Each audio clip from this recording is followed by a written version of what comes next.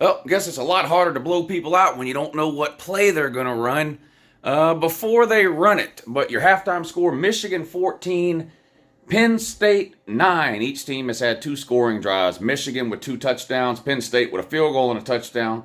Um, Penn State went for two. Penn State scored to make it 14-9. They went for two to try to make it a 3-point game right at the end of the first half, and they unsuccessful. So Michigan 14, Penn State 9. Man, Penn State's offense is hard to watch. They just struggle at everything, and their play calling is weird too. I heard the crowd booing a little bit at some of the play calling. I don't know. I mean, they are running the ball well, but against a defense as good as Michigan's, you have to be willing to throw the ball downfield.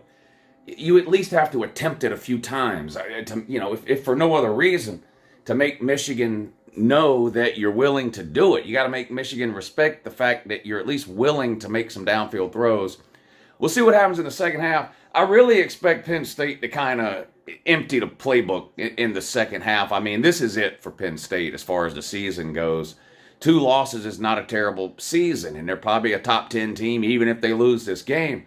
But being in the Big Ten East, they've already lost to Ohio State. If they lose to Michigan, it's going to be the same old story again for Penn State, where they, third in your division. It's great to run around, and we're 10-2, we're a top 10 team. And look, those things are good, and Penn State is a good team, but eventually you got to do better than third in your division. So I expect Penn State to really pull out all the stops there in the second half. I don't know what's going on. I haven't seen Jim Harbaugh on the sideline either. They keep showing like the coordinators and other coaches, but I haven't seen Harbaugh on the sideline. I don't know what the deal is with that. But anyway, should be a good second half in that one. We'll see. Michigan 14, Penn State 9, your halftime score. Alabama and Kentucky, this game was over 10 minutes in. Alabama jumped up on Kentucky 21-0 with 5 minutes to go in the first quarter. It settled down a little now. Alabama 28, Kentucky 7. But Kentucky, as soon as Alabama had a 3-touchdown lead, that one was over. Well, this one was over before it started. Alabama was going to roll in this one. We'll see.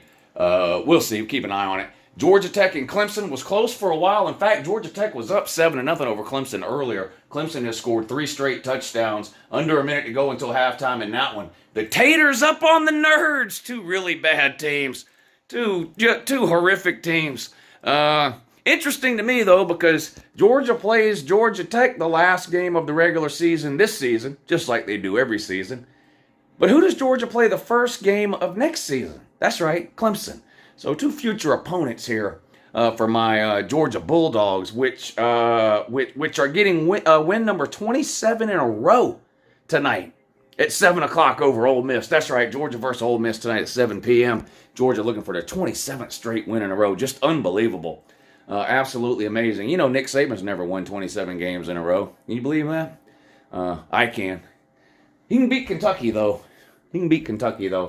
No problem there. I'll be live at 3:30 right here on YouTube. We're going to stream the afternoon games. Florida State and Miami, of course, play at 3:30. Some other good ones, too, coming on at 3:30. So if you're going to be watching football this afternoon for those 3:30 games, come hang out with us. We have a really good time watching the games.